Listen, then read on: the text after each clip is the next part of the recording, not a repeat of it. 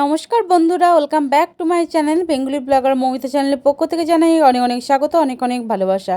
আমি ভালো আছি, আই হোপ তোমরা সবাই খুব ভালো আছো। তো আজকে ঝিঙে আলু পোস্ত করবো, তার জন্য ঝিঙে আর আলু আমি নিয়ে নিয়েছি। তো দেখো আমি আলুগুলোকে এরকম করে কেটে নিয়েছি, দিয়ে ধোয়া হয়ে গেছে। ঝিঙেগুলোকে লম্বা লম্বা করে কেটে নিয়েছি আর আলু লম্বা করে কাটা হয়ে গেছে। এদিকে কড়াইয়ের মধ্যে আমি সর্ষের তেল দিয়ে দিয়েছি, কারণ পোস্ত সর্ষের তেলে করলেই বেশি ভালো লাগে খেতে। তো চলো আলুগুলোকে আমি এরকম করে ভালো করে ডিপ ফ্রাই করে নেব। তো আর ঝিঙে আলু পোস্ত বলো বা শুধু আলু পোস্ত, মানে বাঙালিদের একটা ট্র্যাডিশনাল রান্না বা সাবেকি রান্না এটা বলতেই পারো। এটা সববার ভালো লাগে, এটা ছোট থেকে বড় সববার ভালো লাগে, কারো ভালো লাগে না এরকম আমি শুনিনি বললেই চলে। তো আর এর সঙ্গে থাকবে বিউলি কলাইয়ের ডাল, তো আর কিছু চাই না। এটা হচ্ছে আমাদের সবথেকে মানে কেউ যদি মাংস ভাত এনে দেয় এটাই হচ্ছে সবথেকে বেশি প্রিয়। তো চলো শুরু করি। তো এইদিকে দেখো আমি পোস্ত আর কাঁচা লঙ্কা গরম জলে, আমি শুধু পোস্তটা গরম জলে ভিজিয়েছি, এবার বেটে নেব। তো আমার দেখতে পাচ্ছ আলুগুলোকে মোটামুটি একটু ভাজা হয়ে গেছে। আমি এর মধ্যে দিয়ে দিলাম অল্প একটু নুন। নুনটা দিয়ে ভাজলে কি টেস্টটাও বেশি ভালো হয়। তো এরকম করে ভালো করে ডিপ করে ফ্রাই করে নেব আমি আলুগুলোকে। আর কার কার ঝিঙে আলু পোস্ত ভালো লাগে অবশ্যই কমেন্ট বক্সে কিন্তু জানাবে। তো চলো ভালো করে ফ্রাই করে নিই। তো আমার আলুগুলো কিন্তু ফ্রাই করা হয়ে গেছে। এবার আমি আলুগুলোকে তুলে নেব। আর এক হাতে মোবাইল নিয়ে কাজ করছি বলে একটু টাইম একটু বেশিই লাগছে। তোমরা যে আমার এই ভিডিওটা ধৈর্য ধরে দেখার জন্য তোমাদেরকে অনেক অনেক ভালোবাসা। এইভাবেই পাশে থেকো, তোমরা যদি পাশে না থাকো আমরা এগোতে পারবো না। আর এখনও পর্যন্ত আমার ভিডিওটা যারা লাইক দাওনি, প্লিজ একটা লাইক দিয়ে ভিডিওটা দেখতে শুরু করো, কারণ তোমাদের একটা লাইক আমাদেরকে কিন্তু অনেকটা দূর এগিয়ে নিয়ে যেতে সাহায্য করবে।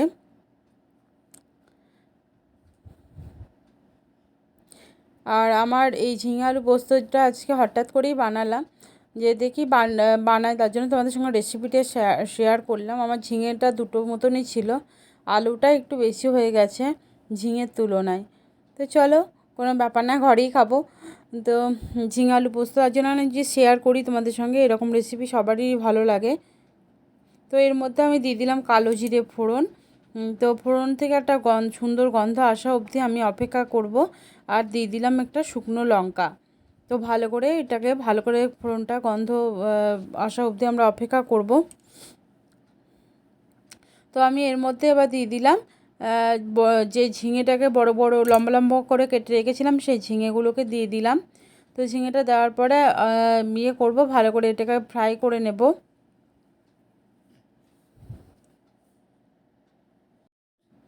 তো দেখতে পাচ্ছ আমার ঝিঙেটা অনেকটা নরম হয়ে গেছে।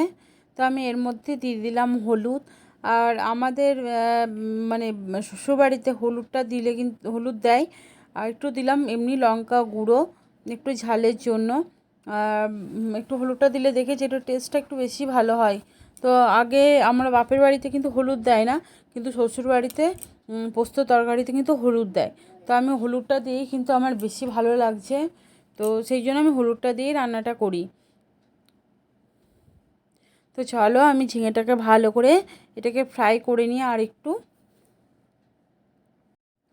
তো দেখতেই পাচ্ছ খুব সুন্দর ফ্রাই হয়ে গেছে, আর এদিকে আমার পোস্ত কিন্তু বাটা হয়ে গেছে। এবার এই পোস্তটাকে আমি দিয়ে দিলাম। তো এরপরে আমি ঝিঙের সঙ্গে ভালো করে এটাকে মিশিয়ে নেব। আর পোস্ততে একটু সর্ষের তেল হলে কিন্তু খেতে বেশি ভালো লাগে একটু। তো দেখতেই পাচ্ছ আমি এটাকে পোস্তটা ঝিঙের সঙ্গে ভালো করে মিশিয়ে নিচ্ছি।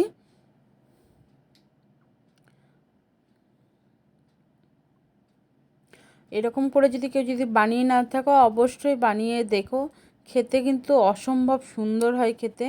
মানে অন্যান্য পোস্ততে কিন্তু এই পোস্তটা খেতে কিন্তু বেশি ভালো হয়। তো চলো এই পোস্তটা দেখতে পাচ্ছ খুব সুন্দরভাবে ফুটছে। যে কাঁচা যে স্মেল থাকে, গন্ধ থাকে পোস্তর, সেটাকে মানে করতে হবে, গন্ধটাকে করতে হবে, তার জন্য একটু ফুটিয়ে নিচ্ছি। তো চলো পোস্ত থেকে যখন তেলটা একটু ভেসে আসবে তখন আমি এর মধ্যে এবার দিয়ে দেবো আলু।